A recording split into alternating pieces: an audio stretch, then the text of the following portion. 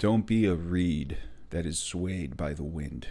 Right? Jesus in Matthew chapter 11, verse 7 refers to John as not being a reed swayed by the wind. And he says, as John's disciples were leaving, Jesus began to speak to the crowd about John. What did you go out into the desert to see? A reed swayed by the wind?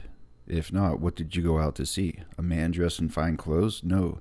Those who wear fine clothes are in king's palaces. And what did you go out to see? A prophet? Yes, I tell you, and more than a prophet. This is the one about whom it was written, I will send my messenger ahead of you, who will prepare the way before you. Speaking of John the Baptist. So he says he's not a reed swayed by the wind. Right? A reed swayed by the wind is someone who is constantly conforming and reconforming to random trends and popular opinion of society as society goes on its bizarre, wayward course. Right? That is a reed swayed by the wind. The wind blows to the north, the reed sways to the north. The wind blows to the south, the reed sways to the south. The wind blows to the southwest, the reed sways to the southwest. There's no consistency in it, which is the problem when people are disconnected from God, which is what corrupt systems of government try to do. They try to disconnect people from God so that they can then force feed brainwashing and manipulation into the people, and then have the people one week believe this, and then have them the next week believe the complete opposite.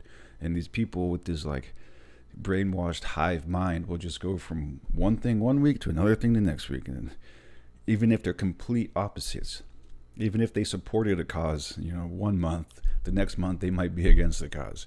And it's just, you know what I mean? Because they're being swayed by the wind. They're being swayed by this person, this or system of worldly crap.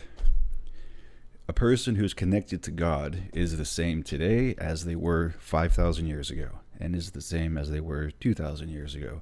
A person who speaks the word of God and obeys the commandments of God is the same today as they were 4,000 years ago, the same today as they were 2,000 years ago, 1,000 years ago, last month. It's just constant, because the commandments of God are constant, eternal, and will never change, have never changed, are just the way they are, and they will never change, as God is unchanging.